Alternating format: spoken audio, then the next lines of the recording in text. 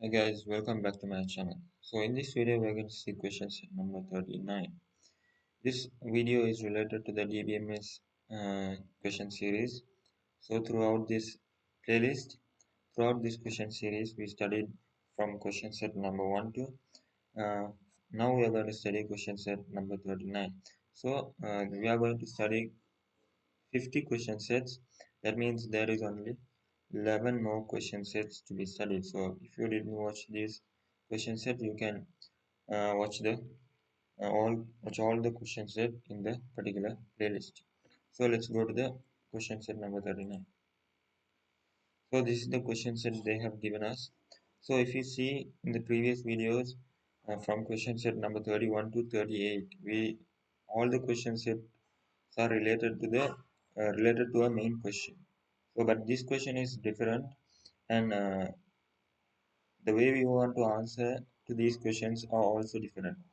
In the previous videos or question sets, we studied about queries and keywords related to that queries, and today we are going to study a new way we can write a query. So this is called relational algebra query. You can see here. So we are going to write query in this way. Previously, we wrote query in uh, in a way that we call as DML. That means data manipulation language. It is a data manipulation language, and this method was used before inventing data manipulation language. So relational algebra is a procedural query language, and it takes relation as input and generate relation as output. So relational algebra mainly provides theoretical foundation for relational databases and SQL. So this is what we call relational algebra query. So let's do the first question. So let's see all these four questions one by one. So guys, this is the first question they have given us. The first question is write the relational algebra query to find the details of the brand Puma product.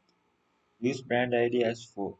Use the table where the product details are stored as the product table. So they are telling us to write an algebra query to find the details of the brand called Puma. So they have told us to take the brand ID as 4 and the table name as product. So this is the question. Let's see the answer. So you can see here there is a sign on the screen. So this is what we call an operator. So this is a selection operator in relational algebra query. So we call this as a selection operator. So if we use this, we can get the answer in a row. So so you can see here, this is we have given the condition. They told us to give the brand ID as 4, and we have given the condition here. And you can see we have given the product. So according to this question, this is the answer for the first question.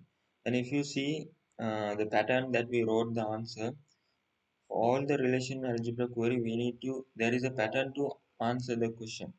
So this is the pattern. First of all, you need to give this particular specific operator, and then you need to give the condition, and then finally you need to give the table that you want to get the result from.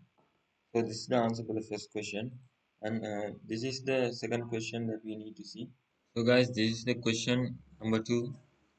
Write the relational algebra query to find the details of the gender male users among the registered users.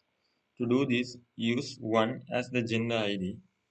Use the gender table as a table to store the gender of the register users. So they are telling us to find the details of the male members among the registered users. Male users among the registered users.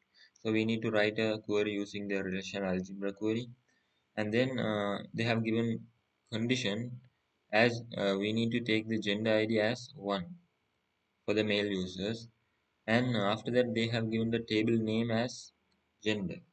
So this is the question set. If we look at the answer, so you can see here, this is the operator. This operator is called as selection operator, as I said earlier. So we need to select a particular answer through this query. So that's why we use this operator. So if you see here, we have given the condition gender ID as 1, and then we have given the table name. Then we have given the table name as user. So they have told here use the gender table as a table to store the gender of the registered users. So if you see the question, you can understand that they have told to take the gender table, but you need to take the male users from the registered users. So all the registered users are in the user table. So you need to take the user table, not the gender table. You need to use the gender table to store the male users. So that's what they have told in the question. So this is the answer for the second question, and let's move on to the third one. So this is the third question.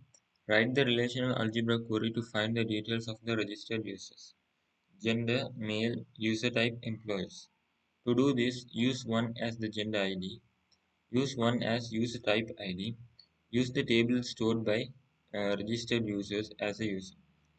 So we need to write the relational algebra query to find the details of registered users whose gender is male, and the user type should be the employees.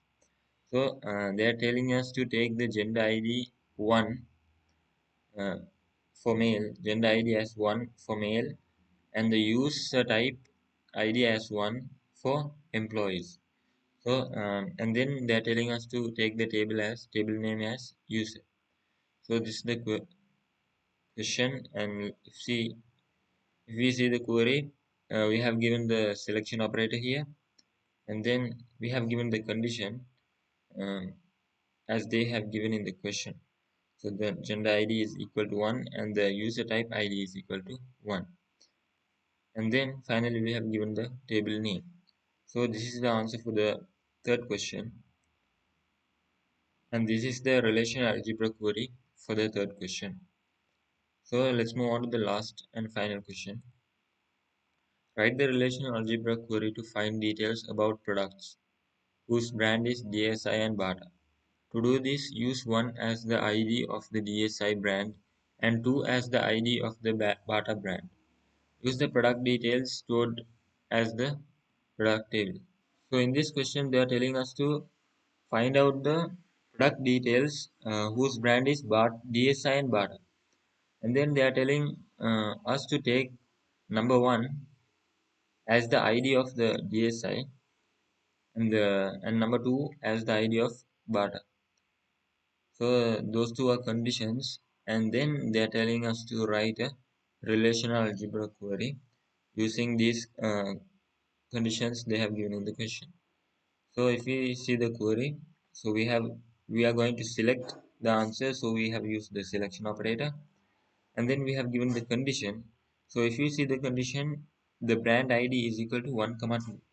Usually we don't give two characters normally, but in this question we are taking the answer from the same table, from the same column. So we have given the we can give multiple characters for this particular condition. So we have given the brand ID 1 comma 2. That means the brand ID should be DSI and Bata. That's what we have told here. And then if we look at the table, they have told us to select the answer from the product table, and we have given the table name as product. So this is the answer for the fourth question, and so this is the answer for the fourth question. So if you see the question set, throughout this question set, we studied about how to write a relational algebra query, and we studied an operator called selection operator. So this operator helps us to select a row from the particular table that we give. So this is up to question set number 39. Let's meet in the next video with question set 40.